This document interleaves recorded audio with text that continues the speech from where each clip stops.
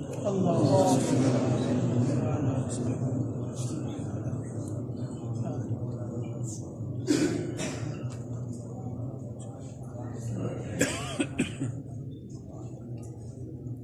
للہ رب العالمین الرحمن الرحیم الذی قال فی کتابہ محمد رسول اللہ والذین معه اشداء علی الکفار رحماء بینہم الصلاۃ والسلام علی سید الانبیاء محمد النبی الکریم الذي قال في خطابه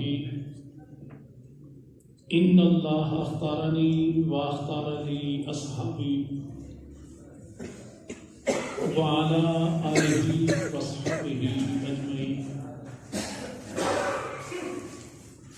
محمد سی ذات آ نہ سکے گی، محمد سی ذات آ نہ سکے گی، تاریخ ایسا دکھا نہ سکے گی، گھرانہ یارانہ بھی ایسا ملا ہے کہ دنیا ایسا لا نہ سکے گی، اور ہے حکمران دل علی نواب ہے معاویہ، ہے حکمران دل علی نواب ہے معاویہ، کتاب ہے اگر علی نصاب ہے معاویہ، اور سامن ہے اگر علی صحاب ہے معاویہ، رخ حسین ہے علی نقاب ہے معاویہ، ایمان کی آنکھیں علی تو کان ہے معاویہ، دل دل ہے علی جان ہے معاویہ، اور چاند ہے اگر علی تو چاندنی معاویہ، پھول ہے اگر علی تو کلی معاویہ، ذکاوت ہے اگر علی تو ذکی معاویہ، معاویہ ہے علی علی علی معاویہ، میری آن ہے علی تو شان ہے معاویہ، دل دل ہے علی جان ہے معاویہ. انتہائی قابل صد احترام و تعظیم حضرات اکابرین علماء کرام، بزرگان ملت، شرفائے امت، نوجوان دوستوں، اللہ رب العزت کا بہت بڑا کرم اور احسان ہے کہ جس خالق کائنات نے اس دور پرفتن میں ہمیں آقا مدنی کریم صلی اللہ علیہ وسلم اور آپ کی پاکیزہ آل و اصحاب کے ذکر خیر کے صدقے یہاں مل بیٹھنے کی توفیق عطا فرمائی. دعا فرمائیں الہ العالمین ذکر خیر کے صدقے ہمارے گھروں میں برکتوں کا اور ہماری نسلوں کے حق میں ہدایت کا فیصلہ فرمائے.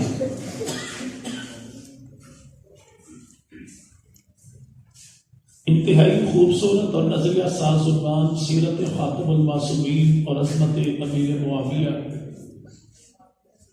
جس میں آپ حضرات مختلف اکابر علماء کرام کے بیانات سن بھی چکے ہیں اور انشاءاللہ میرے بعد بھی سماعت فرمائیں گے.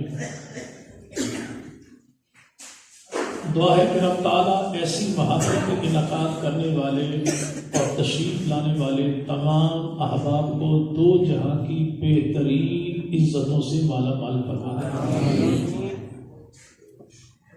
اس کائنات میں اللہ رب العزت نے جو سب سے بڑا انسان بھیجا اسے آنگنہ کا لال مدنی کریم صلی اللہ علیہ وسلم کہتے ہیں. اس کائنات کا سب سے بڑا انسان وہ بھی میرے نبی ہیں، سب سے بڑے رہنما وہ بھی میرے ہی نبی ہیں، اور سب سے بڑے نبی رسول پیغمبر وہ بھی آمنہ کے لال مدنی کریم صلی اللہ علیہ وسلم ہمارے نبی ہیں. اللہ نے میرے محبوب پیغمبر کو جیسے نام اعلیٰ دیا، مقام اعلیٰ دیا، ویسے ہی اللہ نے محبوب پیغمبر کو کام بھی اعلیٰ دیا، اور وہ کام کرنا ذمہ لگا نبی کے، دیا وہ کام خدا نے، اور وہ کام تھا کیا؟ اسی کو غلبہ اسلام کہتے ہیں. کہ خالق کائنات نے قرآن مقدس میں بڑے ہی اہتمام کے ساتھ ارشاد یہ فرمایا کہ اللہ وہ ذات ہے جس ذات برحق نے اپنا دین دے کر بھیجا آمنہ کے لال کو تاکہ اس دین کو دنیا بھر کے ادیان کے اوپر غالب کر دے۔ اگرچہ بات بڑی سادہ سی ہے، لیکن رب تعالیٰ نے ان 2-3 جملوں کے اندر ہی بڑے بڑے جغادریوں کے بڑے بڑے اعتراضات کا ایسا منہ توڑ کے جواب دیا کہ ملحدین اور زندیق اٹھنا بھی چاہیں تو سب اٹھا نہ پائے۔ وہ لوگ جو یہ کہتے ہیں کہ رسول خدا جو دین لے کر آئے، دین اسلام لے کر آئے، یہ آمنہ کے لال مدنی کریم صلی اللہ علیہ وسلم کی اپنی ہی ذہنی اختراعات ہیں، نعوذ باللہ۔ تو اللہ نے اس معاملے کو کلیئر فرما دیا کہ دین دیا خدا نے، لیا مصطفیٰ نے، اور دیا کیوں تک دنیا بھر میں اس دین کو غالب کر دیا جائے۔ کہ یہ دین عرشوں سے آیا ہے، فرشوں پر کسی نے بنایا نہیں۔ یہ دین خدا ساختہ ہے، مصطفیٰ ساختہ نہیں۔ یہ دین اللہ رب العزت نے انسانیت کے لیے بھیجا ہے۔ محبوب نے اپنے گھر میں بیٹھ کے اس دین کے حدود و قیود کا تعین کیا۔ دوسرا معاملہ کہ دنیا بھر کے وہ لوگ جو کہیں گے، جو آگے خواجہ ابو طالب کے پاس اور آ کر کہا کہ ایسا کیجئے، اپنے یتیم بھتیجے محمد عربی کو سمجھائیے، یہ سب کچھ کر رہا ہے، اگر نام و نمود کے لیے، عزت کے لیے ہم اسے سردار تسلیم کر لیتے ہیں، پیسوں کے لیے کرتا ہے تو انبار لگا دیں مال و دولت کے، کسی عورت کے چکر میں ہے تو ہم عرب کی حسین ترین دوشیزہ قربان کرتے ہیں۔ یہاں پہ رب تعالیٰ نے محبوب پیغمبر کا نام بھی بتایا، کام بھی بتایا، اور کام کا اللہ رب العزت نے مقام بھی بتا دیا کہ کام اللہ نے ذمہ لگایا ہے، محبوب کا کوئی مقصد دنیاوی عزت و عظمت نہیں۔ تو اس دور کے لوگوں نے کہا کیسے ممکن ہے کہ سن 6 ہجری ذیقعدہ کا مہینہ اللہ کے نبی 1450 یاروں کو لے کر مدینہ سے مکہ چلے، ابھی مکہ داخل نہیں ہوئے تھے کہ مکہ والوں نے نو انٹری کا بورڈ لگا دیا اور کہا کہ مکہ میں داخل ہونے دیں گے۔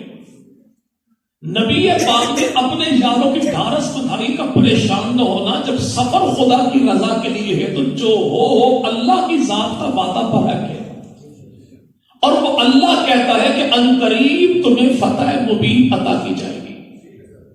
تو ٹھٹھا مذاق بنایا مشرکین مکہ نے کہ لوگ کیسے غالب آئیں گے آج جن کو مکہ میں داخل ہونے دیا جا رہا، اور اوپر سے معاملہ یہ کہ ان کے پاس لڑنے کو تلواریں کوئی نہیں، کھانے کو کھجوریں کوئی نہیں، تن ڈھانپنے کو کپڑا کوئی نہیں، چچ کی سواریاں کوئی نہیں، اور اعلان ہے فتح مبین کے، کیسے ہی اپنے آپ کو غالب کر لیں گے۔ تو یہاں پر رب تعالیٰ نے ان اعتراض کا جواب کیا دیا کہ کفا باللہ شہیدا محمد رسول اللہ والذین معہ۔ اعتراض کرنے والوں تم اعتراض نہ کرو، عقل کے گھوڑے نہ دوڑو کہ دین کیسے غالب آئے گا، اس کے لیے کافی ہے اللہ بھی، رسول اللہ بھی، جماعت محمد رسول اللہ۔ یہ دین غالب آئے ہی آئے، اس دین کو غالب اللہ بھی کرے گا، رسول اللہ بھی کریں گے، رسول اللہ کی یاد بھی، اور دین کو غالب کریں گے۔ غالب ہوگا کیوں؟ اللہ نے وعدہ تو کر لیا کہ دین دنیا پہ غالب ہوگا ہی ہوگا۔ اب یہاں پر 2 چیزیں میرے بھائی سامنے آ گئی کہ دین غالب ہوگا، مغلوب نہیں ہوگا، اور دین غالب ہوگا تو اسی جماعت کے صدقے سے ہوگا جس جماعت کو جماعت رسول اللہ کہا جاتا ہے۔ تو یہاں پر یہ پتہ لگ گیا کہ آج جو لوگ یہ کہیں کہ تقیہ دین ہے، تو ان کا بھی اللہ نے جواب یہ دیا اگر تقیہ کرنا دین ہوتا تو پھر یہ دین غالب کبھی نہ ہوتا۔ دین کے اندر غالب ہونا ہے، مغلوب ہونا نہیں، چھانا ہے، چھپنا نہیں، دین کا کام دبانا ہے، دبنا نہیں، دین کے اندر تقیہ نہیں ہے بلکہ تقویٰ ہی تقویٰ ہے۔ اور ہوگا کیوں؟ پیغمبر کے صحابہ کے صدقے۔ اگر نعوذ باللہ نبی کے صحابہ ایمان والے نہ ہوتے تو اللہ ان کے ذریعے دین کو غالب ہی نہ کرتا۔ یہ کیسے ممکن ہے کہ دین تو غالب ہو لیکن غالب کرنے والے دین سے غالب ہو؟ تو 2 چیزیں آ گئی، پہلی بات ہے دین غالب ہوگا، مغلوب نہیں ہوگا، اور دوسری بات کہ اس کو دین کو غالب کرنے والے مومن ہوں گے، کافر بھی ہوں گے، 1 نمبر ہوں گے، 2 نمبر بھی ہوں گے، وہ پکے ٹھکے ہوں گے، کچے۔ تو جن کے صدقے دین دنیا میں غالب آئے گا وہ افراد کون ہیں؟ پہلی بات وہ غالب ہیں، چھانے والے ہیں، چھپنے والے نہیں۔ دوسری بات وہ تقیے والے ہیں، تقیے والے نہیں۔ تیسری بات وہ پکے ٹھکے مومن ہیں، وہ 2 نمبر فاسق فاجر ہیں۔ اب اسی جماعت رسول اللہ کو لے کر خدا کے رسول نے دین کی غلبے کی تحریک کا آغاز کیا، اور زمانہ جانتا ہے کہ بندہ جس قسم کا پروجیکٹ شروع کرے تو افراد اسی قسم کے تیار کرتے ہیں۔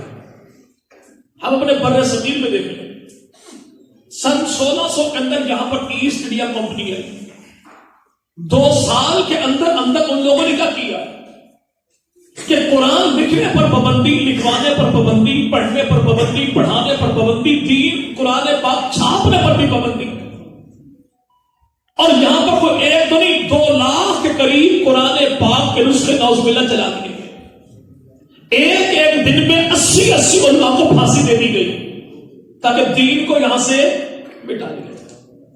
تو 1866 کے اندر ہم تعالیٰ نے ایک ایسے مرد کلندر کو کھڑا کیا جس کا نام تھا مولانا محمد قاسم نانوتوی۔ محرم کے مہینے میں انہوں نے ایک ایسے مدرسے کی بنیاد رکھی جہاں پر بلڈنگ بھی کوئی نہ تھی، عمارت بھی کوئی نہ تھی، لمبے چوڑے قبریں بھی کوئی نہ تھے، لوکیشن وائز کو معاملہ بھی کوئی نہ تھا۔ ایک استاد تھا، ایک شاگرد تھا، ایک عنایت رکھ تھا، لیکن اخلاص اتنا تھا کہ آج کی دنیا کے کم میں 250 ملکوں میں تو ایک ملک ایسا بتائیے جہاں پہ اس انار کے درخت کے نیچے بیٹھنے والے استاد شاگرد کا فیض نہ پہنچا ہو۔ اب یہاں پر مشن کیا تھا کہ ہندوستان کی دھرتی پر دین محمد کو غالب کرنا ہی کرنا ہے، قرآن کی تعلیم کو عام کرنا ہی کرنا ہے۔ تو پہلا شاگرد کون تھا؟ محمود حسن دیوبندی۔ اور محمود حسن دیوبندی رحم اللہ کون ہے جنہوں نے 4 لائنوں میں محبوب پیغمبر کی ایسی بات لکھی کہ یہاں پہ شاعر مشرق علامہ اقبال جسے دنیا قلندر لاہور کہتی ہے، حکیم الامت کہتی ہے، مصور پاکستان کہتی ہے، جسے فرزند سیالکوٹ کہتی ہے، اس علامہ اقبال نے کہا اگر یہ بندہ مجھے سودا کرنا چاہے تو میری 4 لائنیں مجھے دے دے اور میرا سارا کلام لے لے۔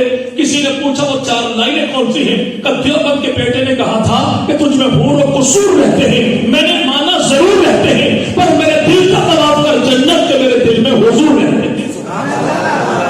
اسی کو محمود حسن دیوبندی کہتے ہیں۔ یہ پہلا شاگرد ہے۔ اس اتنی بڑی تحریک کا جو پہلا بنیادی میرے بھائی بیج تھا اسے محمود حسن دیوبندی کہتے ہیں۔ اس محمود حسن کو ڈال دیا گیا مالٹا کی جیل میں، لیکن تحریک کیا تھی؟ دین کی تعلیم کو عام کرنا ہے۔ دین کی تعلیم کو روکنے والے نے یہاں پہ مولانا محمود حسن دیوبندی رحمۃ اللہ کو مالٹا کی جیل میں ڈالا۔ گئے تو خالی ہاتھ تھے، واپس جو آئے تو قرآن کی تفسیر لکھ کے لائے۔ جب محمود حسن دیوبندی رحمۃ اللہ گئے جیل میں تو ان کے ساتھ مولانا عزیر السباتی رحمۃ اللہ بھی تھے، مولانا حسین مدنی رحمۃ اللہ بھی تھے۔ اگرچہ گرفتاری کے آرڈر ان کے تھے لیکن شاگرد ایسے تھے جنہوں نے کہا استاد جی اکیلا نہیں جانے دیں گے، خدمت آپ کی ہم کریں گے، بہر وہ تب بھی خادم ہیں اور جیل میں آپ جائیں تب بھی آپ کے خادم ہیں۔ رمضان کا مہینہ آ گیا اور استاد بڑے افسردہ تھے کہ رمضان جو آ گیا تراویح کیسے پڑھیں گے، چونکہ حافظ میں کوئی نہ تھا۔ استاد کا سوچ فکر یہ تھا کہ شاگرد نے دن میں قرآن حفظ کرتا، رات میں پارا پڑھا دیتا، ادھر رمضان ختم ہوا ادھر قرآن ختم ہوا، اور اسی کو دنیا مولانا حسین احمد مدنی رحمۃ اللہ کے نام سے جانتی ہے۔ اب اس محمود حسن دیوبندی رحمۃ اللہ کی تحریک کو دیکھیے، ایک پوری ٹیم انہوں نے تیار کی۔ پہلا استاد کون سا تھا؟ جس میں دارالعلوم دیوبند تحریک دیوبند نے سارے رنگ جمع کر دیے۔ آگے اس استاد نے اپنے ہر ایک رنگ میں ایک یار کو یوں لگا کہ ایک استاد کی ساری صلاحیت شاگردوں میں تقسیم ہوگی اور وہ شاگرد آگے پہنچے۔ تبلیغی جماعت، اس کے بانی مولانا محمد الیاس رحمۃ اللہ، یہ بھی انہی کے شاگردوں میں سے۔ 1000 کتابیں لکھنے والے مولانا اشرف علی تھانوی رحمۃ اللہ جنہیں تصوف کا مجدد کہتے ہیں اس دور کا، وہ بھی ان کے شاگردوں میں سے۔ شبیر احمد عثمانی رحمۃ اللہ جیسا مفسر اور تحریک پاکستان کا نامور ہیرو، وہ بھی ان کے شاگردوں میں سے ہے۔ اور جس عالم دین کا ایک فتویٰ پڑھ کر مصر کے علماء نے کہا تھا ہم نے اللہ کی دھرتی پر ایسا مفتی کو نہیں دیکھا، اور میرے بھائی تو تعلیم الاسلام لکھنے والا بابا مفتی کفایت اللہ دہلوی رحمہ اللہ، وہ بھی ان کے شاگردوں میں سے، جسے دنیا حکیم اجمل خان کہتی ہے وہ بھی ان کے شاگردوں میں سے، یعنی اتنا بڑا میرے بھائی ایک مولانا انور شاہ کشمیری رحمہ اللہ تعالیٰ ہے جنہیں کئی ہزار کتابیں زبانی آتی، اور جو ملنے کے لیے آئے پیر مہر علی شاہ رحمۃ اللہ کو، تو پیر مہر علی شاہ رحمۃ اللہ علیہ اپنے مکان کی چھت سے اترے، بالکونی سے اترے، تانگا اسٹینڈ تک آگے، جب تک مہمان رخصت نہ ہوا تو واپس نہ پلٹے۔ کسی نے کہا حضور مہمان کون تھا؟ کہ تو نہیں جانتا کون ہے؟ کہ دیوبند کا بیٹا انور شاہ کشمیری ہے، اسے ہر شب جمعہ پیغمبر کا دیدار ہوتا ہے، اور دیدار نہ ہو تو انور شاہ بیمار ہو جاتا ہے۔ جو محبوب پیغمبر کی ناموس کی جنگ لڑنے کے لیے دارالعلوم دیوبند سے آیا تھا بہاولپور کی دھرتی پر۔ اب ان شاگردوں کو دیکھیے، ان شاگردوں میں ایک ایسا ہے جو اپنی ذات میں پورا ادارہ تھا، اگر اس میں سب سے زیادہ سافٹ امیج والے ہیں، یعنی ایسا بندہ پتھر کھائے تب بھی دعائیں دے، تھپڑ کھائے تب بھی دعائیں دے، تھپڑ مارنے والے تھپڑ مارا، گرا لڑکھڑا کے زمین پر اٹھا تو کہا بھائی سن، تو نے اپنا کام کر لیا، اب میری بات تو سن لے کہ اللہ نے تیری میری کامیابی اپنے دین میں رکھی ہے۔ اسے دنیا مولانا محمد الیاس رحمہ اللہ کہتی ہے۔ اس مولانا کی الیاس کے ہزاروں شاگردوں کو چھوڑیے، ایک ہی شاگرد کو لے لیجیے، اسے دنیا شیخ الحدیث مولانا محمد زکریا رحمہ اللہ تعالیٰ کے نام سے جانتی ہے۔ اور یہ زکریا کون ہے؟ جنہوں نے فضائل اعمال کتاب لکھی۔ اور یہ زکریا کون ہے؟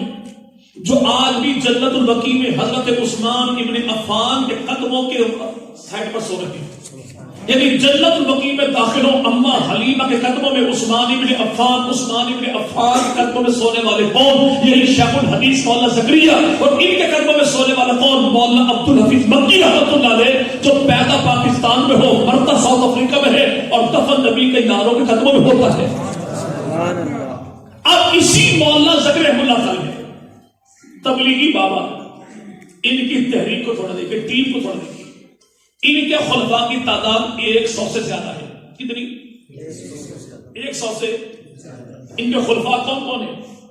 65 سال تک درس بخاری دینے والا کون؟ مولانا سلیم اللہ خان صاحب، وہ بھی ان کے خلفاء میں سے، جسے دنیا فقیر امت کہے، مولانا مفتی نظام الدین شامزئی رحمہ اللہ، وہ بھی ان کے خلفاء میں سے۔ آپ کے مسائل اور ان کا حل کئی جلدوں میں لکھنے والے مولانا محمد یوسف لدھیانوی رحمہ اللہ، وہ بھی ان کے خلفاء میں سے۔ اس دور کا مرد قلندر حاجی عبد الوہاب صاحب، وہ بھی ان کے خلفاء میں سے۔ حاجی احمد لاڈ صاحب، وہ بھی ان کے خلفاء میں سے۔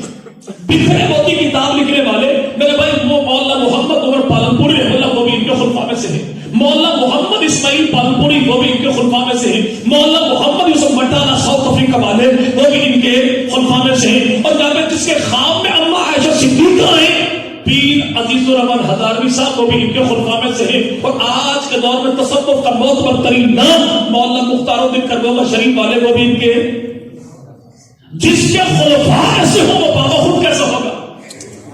یہاں پر ٹیم دیکھیے، امیر دیکھیے، جماعت دیکھیے، قائد دیکھیے، ٹیم دیکھیے، کیپٹن بھی دیکھیے، یعنی بندہ جیسا منصوبہ ہوگا تو ٹیم ویسے تیار کرے گا۔ تو امام الانبیاء مدنی کریم صلی اللہ علیہ وسلم نے جب تحریک چلائی تھی غلبہ اسلام کی، تو اللہ کے نبی نے کارکن بھی وہ تیار کیے جو اندر سے جیسے تھے باہر سے بھی ویسے تھے۔ سبحان اللہ۔ ایسا نہیں کہ غلبہ اسلام کی تحریک ہو اور نبی کارکن تیار کرے نعوذ باللہ جو اندر سے کچھ ہو باہر سے کچھ ہو۔ تحریک ہو غلبے کی اور کارکن نعوذ باللہ بزدل بھاگ جانے والے، ایسا نہیں۔ جب لیڈر بھی کائنات کا سب سے بڑا، استاد بھی کائنات کا سب سے بڑا، پیر بھی کائنات کا سب سے بڑا، رہنما بھی کائنات کا سب سے بڑا، انسان بھی کائنات کا سب سے بڑا، تو ماننا پڑے گا کہ اس نبی جیسی اگر امیر کوئی نہیں، ذات کسی کی نہیں، تو پیغمبر کی جماعت جیسی جماعت بھی کسی کی نہیں۔ اب وہ غلبہ اسلام کی تحریک لے کر چلنے والے کون؟ پیغمبر کے صحابہ۔ اچھا، ہمارے یہاں عمومی طور پر یہ ہے، ہم اشعار میں پڑھتے ہیں کہ بھئی پیغمبر کے صحابہ نے اپنا خون دیا، نبی کے صحابہ نے ہڈیاں تک اپنی قربان کر دی۔ یہ صرف کہنے کی باتیں نہیں ہیں، محبوب پیغمبر کے صحابہ نے غلبہ اسلام کی تحریک میں کیا کچھ کیا۔ حضرت حنظلہ نام جانتے ہو بھائی؟ کون ہے؟ بارک اللہ. جو میرے بھائی شہید ہوئے فرشوں پر لیکن غسل دیا گیا عرشوں پر. جو شادی کی میرے بھائی ابتدائی دنوں میں بیوی قربان کر کے میدان جنگ میں جا پہنچے. صرف جذبات ہی نہیں، کردار بھی آگے عملی طور پر دیکھی. ان کے والد کا نام تھا ابو عامر فاسق. مکہ والے آئے مدینہ حملہ کرنے کے لیے تو ان کے والد نے کہا مکہ والوں سنو، مجھے پہلی صف پہ رکھنا، چونکہ میری بڑی یہاں پر عزت ہے مدینہ کی دھرتی پر. جیسے مدینہ والے مجھے دیکھیں گے تو میری قوم کے لوگ محمد عربی کو چھوڑ کے میرے ساتھ آ جائیں گے. مجھے پہلی صف میں رکھنا. پہلی صف میں تھا. پہلا پتھر مارنے والا یہی تھا جنگ کے میدان میں. اور اس نے کہا میری قوم کے لوگوں دیکھو میں کون، تمہارا سردار ابو عامر. تم مجھے دیکھو گے تمہاری آنکھیں ٹھنڈی ہو جائیں گی. اس نے جیسے جملہ کہا، اس کے جملے کے جواب میں پیغمبر کے صحابہ جو پہلا یار نبی کا نکلا، اس نے کہا لانتی منحوس چہرے والے، اللہ کے نبی کا چہرہ دیکھنے کے بعد تیری بوٹھی کون دیکھتا ہے؟ کہ خدا کرے تیری آنکھیں جل جائیں. اللہ کے نبی کا ہمیں دامن پکڑا، چھوڑنے والے نہیں. ادھر سے لشکر کفار میں باپ تھا اور محبوب کے یاروں میں جو سب سے پہلے بولا اسی کافر کا بیٹا تھا. یعنی پیغمبر کی ذات کو دیکھا، حقیقی باپ کو دیکھا. امام الانبیاء مدنی کریم کے صحابی ہیں اور نام ہے ان کا سیدنا عمر بن عاص رضی اللہ عنہ. میدان جنگ میں پہنچے. پہاڑی گھاٹی تھی، دونوں سائڈ میں پہاڑی، درمیان میں راستے کا تنگ تھا کہ وہاں سے ایک وقت میں کو ایک ہی گھوڑا سوار اتر سکتا تھا. اور دشمن اتنی تیروں کی بارش کی کہ محبوب پیغمبر کے صحابی عمر بن عاص کا بھائی حشام بن عاص موقع پر شہید ہو گئے. اس سائڈ پر دشمن ہے، ادھر نبی کے یاد. اگر جگہ پار بھی کرتے تو فتح نہیں ہوتی، دین غالب نہیں ہوتا. صحابہ اسی پریشانی کے عالم میں تھے کہ سامنے لاش ہے عمر بن عاص جو امیر لشکر ان کے بھائی تھے، اس میں سے گزرے کیسے؟ عمر بن عاص نے کہا پریشانی نہ کرو، روح تو اللہ کے پاس پہنچ چکی ہے، ہمیں خالی وجود ہے. بھائی کی لاش پہ سب سے پہلے گھوڑا دوڑا کے لشکر کفار پہ حملہ کرنے والے کون؟ انہی کے اپنے حقیقی بھائی عمر بن عاص. جب فتح کے شادیانے بج رہے تھے، محبوب کے صحابہ سجدہ سجود سے شکرانے کے نفل ادا کر رہے تھے. امیر لشکر غائب تھا جو چادر بچھا کے اپنے بھائی کی لاش کے ٹکڑے جمع کر رہا تھا. یہ محبوب پیغمبر مدنی کریم کے یاد ہے. وہ لشکر جو چلا، کارواں جو چلا غلبہ اسلام کا، 9 لاکھ مربع میل پر دین پہنچا خدا کے رسول کی زندگی میں. اس دور میں کل خوشی کا رقبہ کتنا تھا؟ 1 کروڑ 20 لاکھ مربع میل اللہ کے نبی نے پہنچایا. 9 لاکھ مربع آمنہ کے لات پردہ فرمایا. نبی پاک کے بعد نبی کے مصلی پر آنے والے کون؟ حضرت ابو بکر صدیق. نبی کے مصلی پر آنے کے بعد خدا کی قسم کچھ بھی نہ کرتے تب بھی دنیا نہ فراموش کر پاتی کہ اس دور میں ابو بکر نے نبی کا مصلی سنبھالا تھا. جب دین محمدی سمٹ کر مدینہ کی گلیوں میں یوں سمٹ گیا تھا کہ پیغمبر کے صحابہ کہتے دین مدینہ میں یوں سمٹ آیا جیسے کوئی زخمی سانپ کینچری مار کے اپنے بل میں گھستا ہے. کہ ابو بکر صدیق آئے نبی کے مصلی پر. ابو بکر تھا امتی لیکن کام ابو بکر نبیوں والے نہیں تھے. کیا 9 لاکھ مربع میل پہ پہنچے ہوئے لشکر کو آگے یوں بڑھایا کہ 807 دن میں ابو بکر نے دین محمدی 2 لاکھ مربع میل فتح کر کے آگے تک پہنچا دیا. 11 لاکھ مربع میل. ابو بکر کے بعد آئے عمر فاروق اعظم 22 لاکھ مربع میل. اور پیغمبر کے صحابہ میں سب سے زیادہ فتوحات کرنے والے کون؟ بارک اللہ. چلو میں دوبارہ پوچھتا ہوں، جو صحیح جواب دے گا، نقد جواب دے گا، پہلے جواب دے گا 100 روپے نقد انعام، نوٹ بھی اصلی قائد اعظم بھی بما جناب کہتے ہیں انشاءاللہ. اصلی میں نے اس لیے کہ کچھ دنوں میں کسی نے 1000 روپے کا نوٹ چپکا دیا تھا دونوں پر. پیغمبر کے صحابہ میں سب سے زیادہ فتوحات کرنے والے کون؟ اور جواب آپ کا غلط ہے. چلو نہیں تکا نہ لگے. مسجد کا پروگرام ہے، عامر لیاقت کا پروگرام ہے. حضرت عثمان ابن عفان اللہ کے نبی نے 9 لاکھ مربع میل، ابو بکر صدیق نے 2 لاکھ مربع میل، فاروق اعظم نے 11 لاکھ مربع میل، 9 2 11 ہو گیا 22۔ اکیلے عثمان غنی نے جو فتح کی وہ 22 لاکھ مربع میل۔ ابو بکر نے فتح کیا 2 سال کے اندر، یعنی میرے بھائی 1 سال میں 1 لاکھ مربع میل۔ حضرت عمر فاروق اعظم نے فتح کیا میرے بھائی یہاں پہ 10 سال 6 ماہ 4 دن 11 لاکھ مربع میل، یعنی وہی 1 لاکھ تک میں بن۔ حضرت عثمان ابن عفان نے 11 سال 11 ماہ 18 دن میں اکیلے نے 22 لاکھ مربع میل فتح کیا۔ اس دور کی 2 سپر پاور طاقتیں، یعنی بزرگ شیطان امریکہ جیسے 2 طاقتیں، کون سی؟ رومن ایمپائر، روم کی حکومت، اور فارس یعنی موجودہ ایران۔ فارس کہتے ہیں گھوڑے کو، یعنی شروع سے پہچاننے کی گھوڑا ہی، یہ فارس ہو یا روم ہو، ان دونوں کو تنگری کا ناچ نچایا پیغمبر کو صحابی نے، جو کہتا ہے صوفی صافی بندہ تھا، وہ صوفی صافی نہیں تھا، اس نے ایسا ٹھوکا لگایا تھا کہ یار لوگ آج بھی اس کے مرنے پر عید مناتے ہیں۔ وجہ جو کام عثمان غنی نے کیا، 22 لاکھ مربع میل اکیلے نے فتح کیا۔ عثمان غنی کے بعد کون آ گیا؟ سیدنا علی۔ جناب علی کے بعد کون آ گیا؟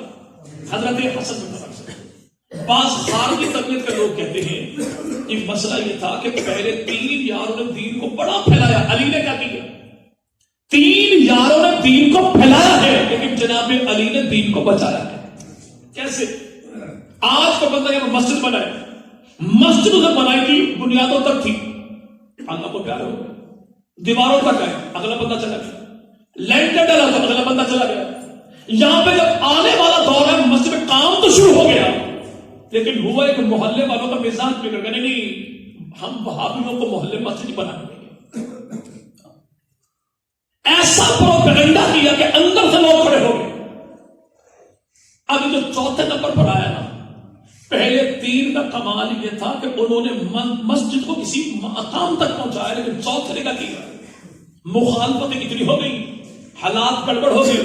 4تھے کا کمال یہ تھا اگر اس نے 1 اینٹ اور لگائی نہیں تو 1 اینٹ گھٹائی بھی نہیں۔ اگر سیدنا علی سے مرزا نے فتوحات کا سلسلہ آگے بڑھایا نہیں تو 44 لاکھ مربع میل میں سے 1 انچ گھٹایا بھی نہیں۔ سیدنا امیر معاویہ کے بارے میں ہم نے 65 لاکھ مربع میل، یہ 65 لاکھ مربع میل تبھی بنتا ہے جب علی نے 44 لاکھ مربع میل بچا کے امیر معاویہ کے حوالے کی، اور جناب امیر معاویہ نے 19 سال میں 21 لاکھ مربع میل فتح کیا۔ کتنا بھائی؟ یہ 19 سال میں 21 ہے، اور حضرت عثمان غنی 11 لاکھ 11 ماہ 18 دن میں کتنا 22 لاکھ مربع۔ سب سے بڑا دور امیر معاویہ کا ہے کہ سب سے بڑی فتوحات عثمان غنی کی، اس کی۔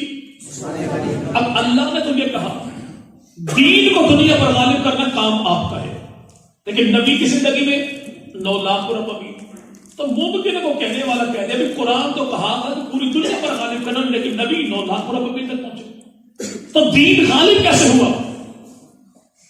6 ستمبر 1985 آ گئے جی بھائی، چلیے 6 ستمبر 1985 یاد رہی، تو 22 فروری 1990 تو یاد ہے جی۔ ایک شخص نے بنیاد رکھی تھی، محبوب پیغمبر مدنی کریم کے صحابہ کی ناموس کا قانون بنا کے چھوڑیں گے، بنیاد رکھی اس نے، لیکن وہ اللہ کو پیارا ہوا۔ ان کے بعد جو آیا اس کی آواز یار لوگوں کو برداشت ہی نہ ہوئی۔ 27 سالہ نوجوان کو 6 ماہ کے اندر شہید کر دیا۔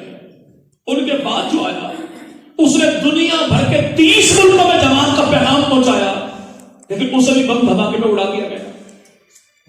ایک صاحب نے بھی ویڈیو کال کا اپنا دیا ہے جی، عبادت خانوں پہ حملے۔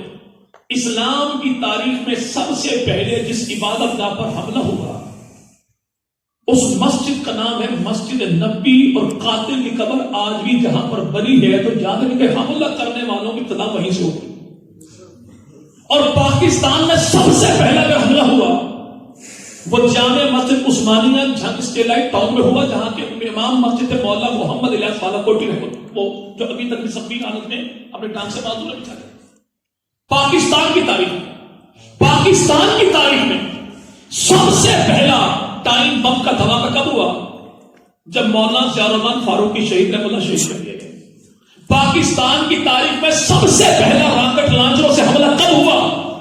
جب شاہپور کی دھرتی پر مولانا اعظم طارق شہید رحمۃ اللہ پر قاتلانہ حملہ کیا گیا. اہل سنت والجماعت کے مسلمانوں پر اعتراض کرنے سے پہلے اپنے آباء و اجداد کی سیاہ تاریخ کا مطالعہ بھی. دہشت گردی کی بنیاد کا فاروق اعظم سے لے کر اورنگزیب فاروقی کے پر ہونے والے قاتلانہ حملوں تک جتنے بھی اکابرین امت کے قاتل تمہیں ملیں گے سب کے قدموں کا نشان جہاں پر جاتا ہے اسی کو پڑوسی اسلامی برادر ملک کہتے ہیں جس کا نام ایران ہے. دہشت گردی کو ایک کاروائی ہوتا ہے جس کا تیا پانچا ان سے نہ ملتا. چلے یہاں پر سیدنا امام الانبیاء مدنی کریم صلی اللہ نبی پاک نبی کے 9 لاکھ مربع میل 65 لاکھ مربع میل پر دین پہنچانے والے کون؟ کتنے بھائی؟ امیر نام یاد رہے گا جی بھائی. حق نواز گئے, اثار گئے, فاروقی گئے, اعظم گئے, حیدری گئے, شعیب گئے. لیکن اگر آج قانون بن جائے مولانا محمد احمد لدھیانوی کے دور میں اور انشاءاللہ انقریب ہے انشاءاللہ 4 لوگوں کی چیخیں بتاتی ہے کہ پاؤں کسی کا اچھا سا اور بابا کا غصہ تو ویسے بڑا مشہور ہے. پاؤں کسی کا صحیح تم پہ آیا ہے. یہ چیخوں پکار بتاتی ہے کہ انشاءاللہ تاریخیاں چھٹنے والی. آج کے دور میں بوڑھے جرنیل کے ہاتھ پر اگر یہ مشن تکمیل میں پہنچ جائے تو کیا کہو گے؟ لدھیانوی کامیاب ہو گئے, جھنگ بھی کامیاب ہو گئے. جی بھائی کوئی یہ نہیں کہے کہ ان کا مشن پورا ہو, سارے کہیں گے اس کا مشن پورا ہو گیا جو 27 فروری جو 22 فروری شب معراج 37 سال کی عمر میں اپنے بیوی بچوں کے سامنے دروازے کی دہلیز پر سینے پر گولی کھا کر خدا کے حضور پہنچ گیا تھا. اب جو کہنے والا کہ 9 لاکھ مربع میل تو بھائی 9 11 تک 11 22 تک 22 44 تک 44 65 لاکھ مربع میل تک پہنچانے والے صحابہ میں امیر معاویہ تو کہا جائے گا کہ مشن نبی کا تک پہنچا امیر معاویہ کے دور میں اور امیر معاویہ ہی کے دور میں نبی پاک کا مشن تکمیل کو پہنچ گیا. اب جتنی بھی آسمانی کتابیں ہیں ان میں جہاں پر یہ ہے نا کہ اللہ کے نبی فلاں خاندان میں ہوں گے, فلاں علاقے میں ہوں گے اور اللہ کے نبی ہجرت فرمائیں گے, یہ نشانیاں ہیں رسول خدا کی, تو یار لوگوں سے پوچھئے کہ وہاں پر 3 بڑی نشانیاں 3 ملکوں کے حوالے سے ہیں کہ آخری نبی سب سے بڑا نبی جب آئے گا پیدا مکہ میں ہوگا, ہجرت کرے گا مدینہ میں اور حکومت قائم ہوگی شام میں. حکومت کا قائم ہوگی, اللہ کے نبی کو شام آئے نہیں, حکومت تو نبی نے شام میں قائم کی نہیں. مکہ میں پیدا ہونے والا پیغمبر مدینہ میں آئے, فرسٹ اسلامک اسٹیٹ کی بنیاد رکھے اور حکومت ملک شام میں قائم ہو, تو بتا دیجئے وہ ملک شام تھا کس کا؟ فتح کرنے والا. اگلی بات کہتے ہیں نہیں, اصل مسئلہ یہ ہے کہ ہمارا 12واں امام آئے گا تو وہ بھی شام میں آئے گا. چلو 12واں امام جو ہے نام کیا ہے؟ کہتے ہیں نام اس کا محمد ہے, لقب اس کا مہدی ہے. ہمت کر کے بتاؤ کہ 12ویں امام کی کنیت کیا ہے؟ ابو بکر. 12ویں امام کی چلے شکر ہے میں نے 100 روپے کا اعلان نہیں کر دیا, بھائی وقت سے پہلے بول پڑے. اب ان کی اپنی کتاب ہے النجم الثاقب, علامہ نور طبرسی, لکھا گیا کہ آنے والا 12واں امام جب آئے گا نام اس کا محمد ہوگا, لقب اس کا مہدی ہوگا, کنیت اس کی دیکھا ہمارے اماموں کی شان یہ ہے 12واں امام مصلی پر ہوگا, جناب عیسیٰ آئیں گے مسجد کے مینار پر اتریں گے, جناب عیسیٰ کہیں گے ٹھہرو مجھے بھی نماز پڑھنے دو, اور جناب عیسیٰ ہمارے امام کے پیچھے کھڑے ہوں گے. اور یہ بات کافی ہے کہ اماموں کا رتبہ نبیوں سے بلند ہے. ہم کہتے ہیں اللہ تجھے عقل دے اگرچہ تو اس لائق ہے نہیں. کبھی بندے کو محلے کو بھی دیکھ لینا چاہیے. آنے والا جو آئے گا یہ انجیل والا ہوگا, قرآن والا ہوگا, اور جو مصلی پر کھڑا وہ کون ہوگا؟ تو امت محمدیہ میں امامت کا تمغہ اللہ نے جن کو دیا وہ انجیل والے نہیں, وہ قرآن والے. اور دوسرا معاملہ جب امام مصلی پر آ جائے اور ایک امام کے اسی امام کو. یہاں پر اقامت کہی جا چکی ہوگی، جناب عیسیٰ بعد میں آئیں گے. ہمارا سوال اتنا ہے کہ امام مہدی رحمۃ اللہ علیہ جس مسجد کے مسلح پر آئیں گے وہ ملک کون سا ہوگا، شہر کون سا ہوگا، مسجد کون سی ہوگی، شہر کون سا ہوگا، تو ان سے پوچھیے گا. یقینی ہمارے بندے سیدھا دوڑیں گے، پنڈی پہنچیں گے، نالا لئی میں چھلانگ لگا دیں گے، لیکن اس امام کی مسجد کا نام نہیں بتائیں گے. ملک ہوگا شام، شہر ہوگا دمشق، مسجد ہوگی مسجد امویہ. کون سی؟ خاندان بنو امیہ بھی بنائی، جسے یار لوگ کہتے خاندان بنو امیہ تو اچھا خاندان نہیں تھا. اچھا خاندان نہیں تھا. اگر یہ 12واں امام 13 ہوتا تو نام ابو بکر نہ رکھتا. اگر یہ آنے والا امام خاندان بنو امیہ کے مخالف ہوتا تو اس مسجد میں کبھی بھی آتا نہیں. اگر یہ امام 13 ہوتا تو امام باڑے میں آتا، مسجد میں کبھی بھی نہ. اس نے مسجد میں آ کے نماز پڑھا کے زمانے کو بتا دیا کہ آنے والا جو آیا یہ کس کا ہے، 30 والوں کا ہے، 40 والوں کا نہیں. اب وہ سید امیر معاویہ، جب اس امیر معاویہ کی بات آئے تو یار لوگوں کی طبیعت کیوں؟ بنیادی مسئلہ یہ ہے کہ جس 2 ٹانگوں والے کو نام معاویہ ایسے ہی ہضم نہیں ہوتا جیسے 4 ٹانگوں والے کو دیسی گھی ہضم نہیں ہوتا.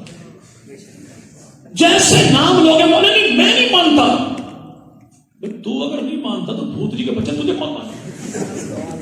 پیغمبر کے صحابہ کا ایمان رب تعالیٰ نے دنیا میں کسی کمینے کی تصدیق کا محتاج رکھا ہی نہیں.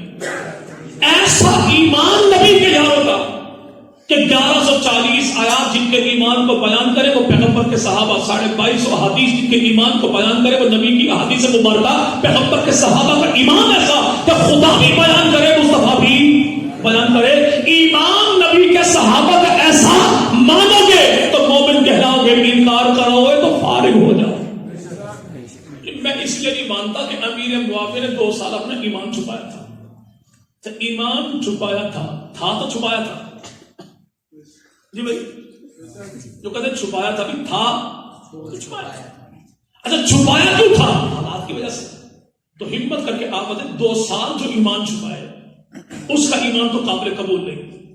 نبی کے بھی چچا، علی کے بھی چچا، نام ان کا عباس جنگ بدر میں سن ہجری رمضان کے مہینے میں آئے، پیغمبر کی مخالفت میں آئے تو گرفتار ہو گئے، قیدی بن گئے.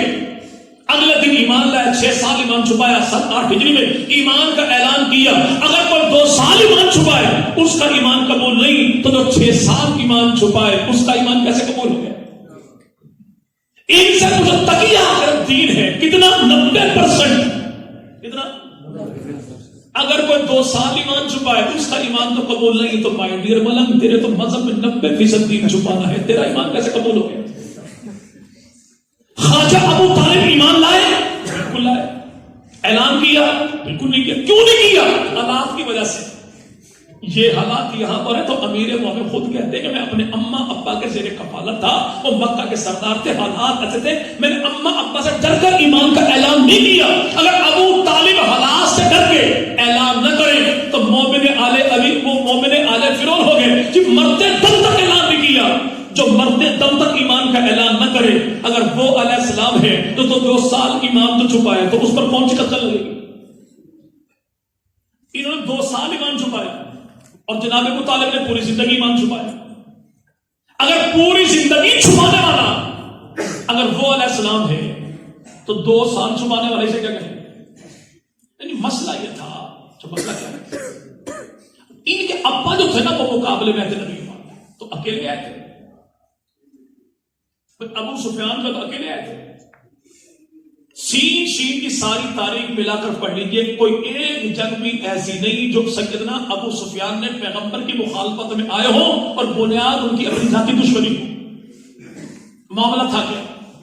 عرب کی دھرتی پر بعض قبیلوں میں کام تقسیم تھے. بیت اللہ کے معاملات، حاجیوں کے معاملات، زمزم کے معاملات اس ذمے سے نبی علی کے خاندان بنو ہاشم کے، اور خود وہاں کا فیصلہ کرنا کام ذمہ تھا قبیلہ بنو تمیم ابو بکر صدیق کے خاندان کے.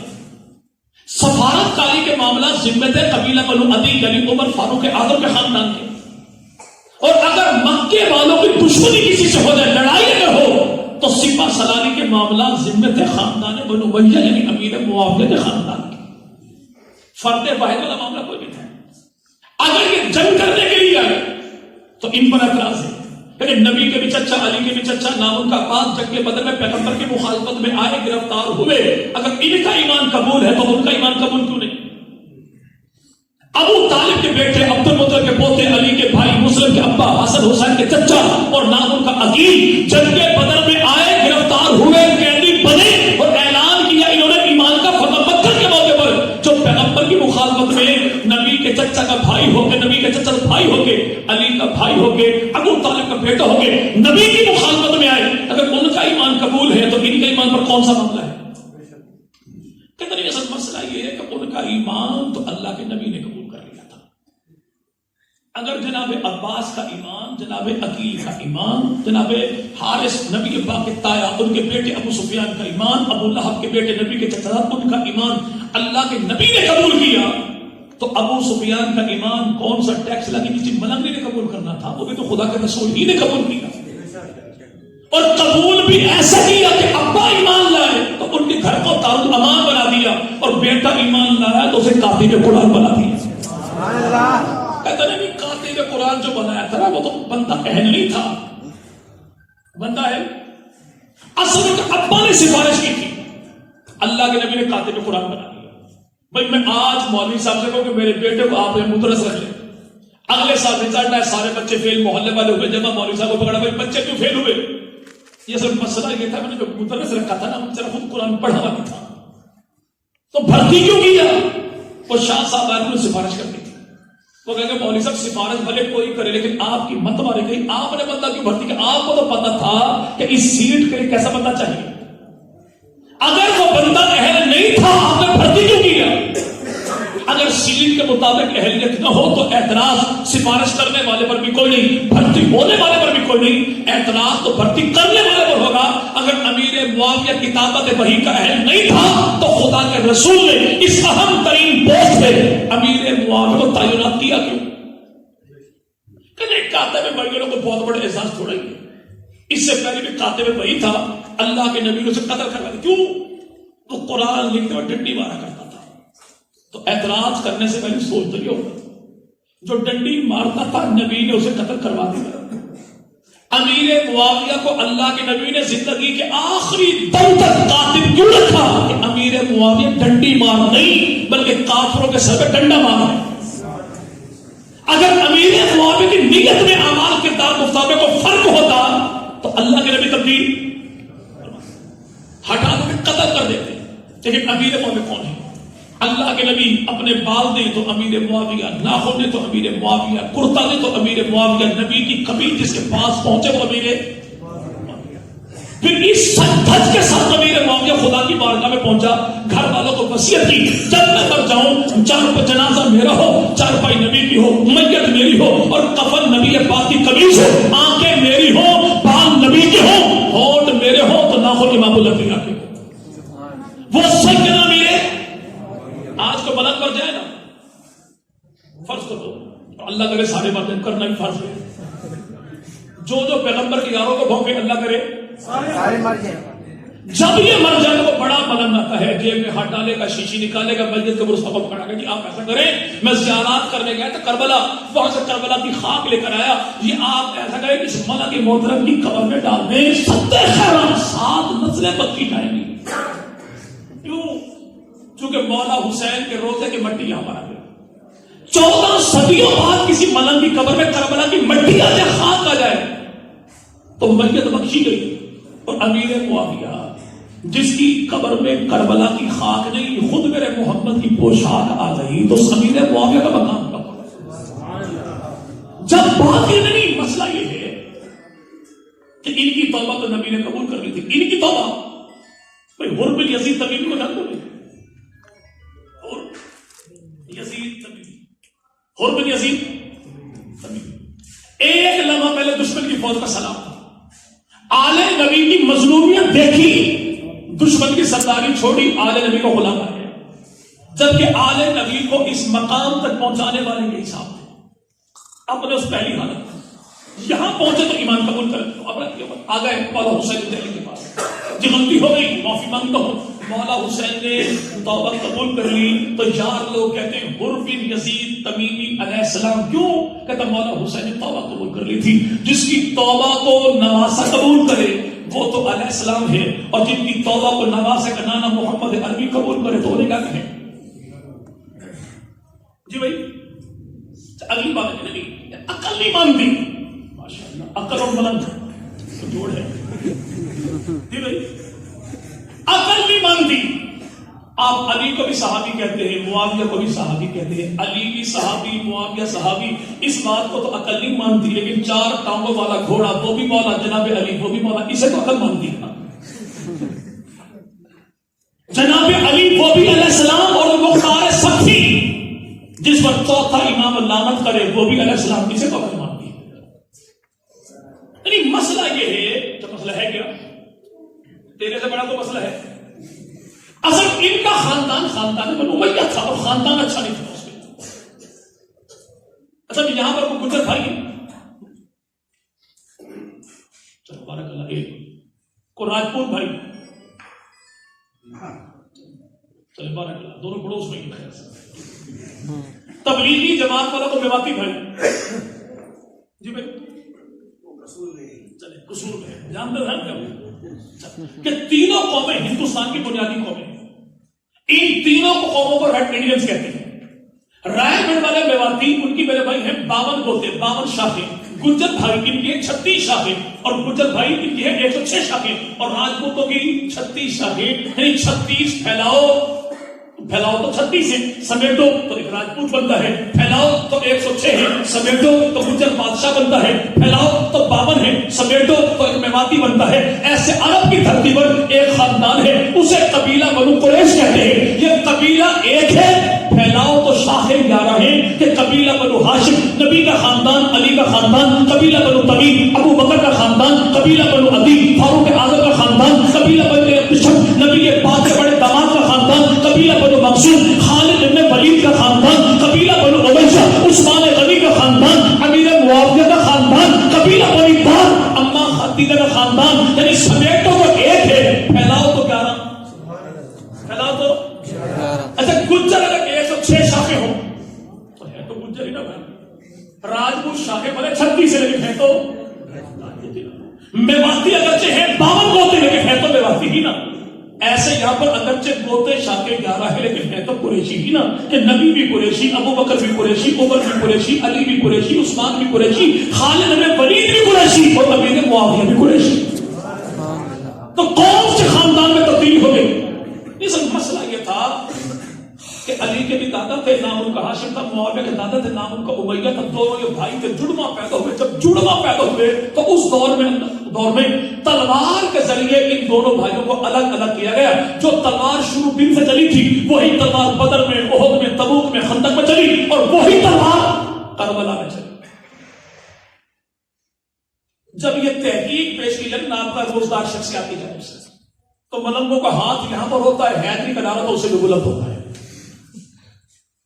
چونکہ پاکستان میں مزاج ہی بن گیا کہ بندہ سر سے اتنا گنجا ہو، اینت اتنی موٹی ہو، اس کی اتنا بڑا جھوٹ اور بکواس، اتنی بڑی تحقیق. احمد الدین قاسمی صاحب کہتے ہیں میں رات کو سویا ہوا تھا، 2:30 بجے کا وقت تھا، PTCL کا دور تھا، موبائل شوبائل نہیں تھے. 2:30 بجے ٹیلی فون کی گھنٹی بجی، ہڑبڑا کے اٹھا، فون اٹھایا، بھائی کون ہے؟ ایک مسئلہ آپ سے پوچھنا تھا. مسئلہ کیا بھائی؟ لفظ کیا کہا جو ہے یہ کاف کینچی والی کے ساتھ ہے، کاف کراچی والی کے ساتھ. احمد الدین قاسمی صاحب نے کہا بھی لفظ کہہ کہا ہے تو کاف کینچی والے کے ساتھ، لیکن اگر یہ کہہ کہا آپ کا ہے تو پھر کاف کتے والے کے ساتھ. محقق ہوتے تو کاف کینچی والے کے ساتھ، لیکن اگر جو روایات کو پکڑے آیات کو چھوڑے، ایسے محققین جو قرآن کی آیات کو نہ دیکھیں بلکہ تاریخ کی روایات کو دیکھیں، یہ محقق تو ہوتے ہیں لیکن کاف کینچی والی کے ساتھ، کاف کتے والی کے ساتھ. کاف کتے والی کینچی جو ہو محقق، اس کے لفظ ہی معنی ہوتے ہیں ہڈیوں کو بھپوڑنے والے، ہڈیوں پر لڑنے والے. اور یہ لڑنے والے ہڈیوں میں کیا جی وہ ہاشم امیہ دونوں بھائی تھے، جڑواں پیدا ہوئے تھے. تلوار کے ذریعے ان کو الگ الگ کیا گیا تھا. اس سے بڑا ان کو سزا کا معاملہ کیا ہو؟ اللہ عقل چھین لیتا ہے، بغض صحابہ کے شکار بنے۔ بھائی کبھی آپ نے کہیں ایسا دیکھا سنا پڑھا کہ ایک خاتون کے ہاں ایک ہی وقت میں 2 بچے جڑواں پیدا ہوئے، ان کو الگ الگ کیا گیا تو بعد میں پتہ لگا ایک چچا ہے دوسرا بھتیجا ہے؟ اچھا ایسا کام انسانوں کی بستی میں کبھی بھی نہیں ہوتا، لیکن منکرین صحابہ کے ہاں اچھا کوئی بات، اس سے بڑا بغض معاویہ کا انجام کیا ہوگا؟ جی ہاشم امیہ دونوں بھائی تھے، ہاشم چچا ہے امیہ بھتیجا ہے، جڑوا کیسے پیدا ہو؟ لیکن چونکہ بدنام کرنا تھا نبی کے صحابہ، نبی کی آل تو جو منہ میں آیا بک دیا۔ نبی پاک کے والد گرامی سیدنا عبداللہ، کیا نام بھائی؟ نبی پاک کے ابو کا نام کیا بھائی؟ جناب عبداللہ۔ اللہ کے نبی کے والد تو نام ان کا جناب عبداللہ، عبداللہ کے ابو نبی کے دادا تو نام ان کا عبد المطلب، عبد المطلب کے ابا نبی کے پردادا نام ان کا ہاشم، ہاشم کے ابا نبی کے دادا نام ہے ان کا عبد مناف، نام ان کا سیدنا علی شد مرتضی۔ حضرت علی کے بابا تو نام ان کا ابو طالب ہے، ابو طالب کے بابا علی کے دادا نام ان کا عبد المطلب ہے، عبد المطلب کے بابا علی کے پردادا نام ان کا ہاشم ہے، ہاشم کے ابا اور علی کے دادا نام ان کا بھی عبد مناف۔ حضرت امیر معاویہ ان کے والد گرامی تو نام ان کا ابو سفیان ہے، ابو سفیان کے والد تو نام ان کا حرب ہے، حرب کے والد تو نام ان کا امیہ، امیہ کے والد تو نام ان کا عبد شمس اور عبد شمس کا والد کون؟ وہی عبد مناف۔ عثمان غنی ان کے والد کا نام عفان ہے، عفان کے والد تو نام ان کا آس ہے، آس کے والد تو نام ان کا امیہ، امیہ کے والد تو نام ان کا عبد شمس اور عبد شمس کا والد کون؟ وہی عبد مناف۔ تو نتیجہ کیا نکلا؟ دادا ایک ہے، پوتے 4 ہیں، ٹہنی ایک ہے، پھول 4 ہیں، ہاتھ ایک ہے، انگلی 4 ہیں، ٹہنی کو عبد مناف کہتے ہیں، اور اس ٹہنی پر لگنے والے 4 پھول کون ہیں؟ اللہ کے نبی، تو وہ بھی انہی کے میرے بھائی نبی کے دادا کے دادا، تو وہ بھی یہی عبد مناف، علی کے دادا کے دادا تو یہی عبد مناف، غنی کے دادا کے دادا تو یہی عبد مناف، اور امیر معاویہ کاتب وحی کے دادا تو یہی عبد مناف۔ آپ کی راولپنڈی ڈویژن میں چکوال بھی ہے، تلکن بھی ہے، پوٹوہاری تہذیب میں اگر بندہ کسی کو پوچھنا کہ وہ فلاں آپ کی کیا لگتے ہیں تو جواب ملتا ہے میرا داد پوترا ہے، مراد کیا ہے؟ وہ میرے دادا کی اولاد ہے، 14 صدیوں کے بعد تیرے دادا کی اولاد تو تیرا خاندان ہے، تو نبی کے دادا کی اولاد پھر نبی کا خاندان ہے، نبی کا جب کہا ہے قاتل وحی، حالت دیکھنے والی ہوتی ہے بچوں کی، حالت دیکھی، مسئلہ یہ تھی قاتل بن کیسے؟ کون سی آیت انہوں نے لکھی تھی؟ آیت انہوں نے لکھی تھی وہ 30 پاروں والی تھی، کس کی تھی؟ اور سیدنا علی نے جو آیت لکھی اس سے اگلی آیت اسی امیر معاویہ نے لکھی تھی۔ اب علی نے کون سی آیت لکھی وہ تو بتا دے، اگلی آیت میں تجھے دکھا دوں۔ ان عقل کے اندر کو غور بتائے، کچھ بھی نہ لکھو امیر معاویہ نے۔ تو سن 9 ہجری رمضان کا مہینہ پہلی تاریخ غزوہ تبوک ہوا، غزوہ تبوک کے بارے میں تعالیٰ نے آیات اتاری، وہ بھی سورہ توبہ، سورہ توبہ کچھ بھی نہ لکھا ہو تو سن 8 ہجری میں امیر معاویہ ایمان لائے، سن 9 ہجری میں سورہ توبہ اتری، وہ سورہ توبہ جس نے لکھی اسی کو امیر معاویہ کہتے ہیں۔ رہائی میں معاملہ کہاں لکھا ہے؟ تو پنجاب میں سانو چھٹو ہوتے اپنی منجی تلے ڈانگ پہ، ڈانگ سے گجر بھی ہوئے تھے، ہم پہ اعتراض کرنے سے پہلے اپنے ابا جی سے پوچھئے، دادا سے پوچھئے، پردادا سے پوچھئے کہ آپ کے ابا نے، دادا نے، پردادا نے، لکڑ دادا نے، بھگڑ دادا نے تیری اپنی کتابوں میں لکھا۔ الاحتجاج کتاب تیری لکھا یہی کہ امیر معاویہ کاتب قرآن ہے، کتاب الفخر ابن طباطبائی لکھا یہی کہ امیر معاویہ کاتب قرآن ہے، تاریخ یعقوبی لکھا یہی کہ امیر معاویہ کاتب قرآن ہے، الاحتجاج لکھا یہی کہ امیر معاویہ کاتب قرآن ہے، اور تاریخ طبری کتاب تیرے اپنے دادا کی لکھا یہی کہ امیر معاویہ کاتب قرآن ہے، انوار نعمانیہ نعمت اللہ جزائری لکھا یہی کہ امیر معاویہ کاتب قرآن ہے، اور میں معلوم اخبار شیخ صدوق لکھا یہی کہ امیر معاویہ کاتب قرآن ہے، نہج البلاغہ شرح ابن ابی حدیث لکھا یہی کہ امیر معاویہ کاتب قرآن ہے، تنقیح المقال عبداللہ مامکانی صفحہ نمبر 222 لکھا یہی کہ امیر معاویہ 3 سال تک خدا کے رسول کے سامنے یوں بیٹھا کہ عرش و جبرائیل جو لاتا تھا اللہ کے نبی پڑھتے تھے، معاویہ سن کے وہی لکھتا تھا۔ تو پہلے اپنے گھر کی جا کے تلاشی لکھی تھی، لیکن جب بات کی جائے تو اگر جملہ ایک ہوتا ہے، وہ کیا؟ نہیں صحیح میں تو پنج تنی چلے مولانا تشریف لا چکے انشاءاللہ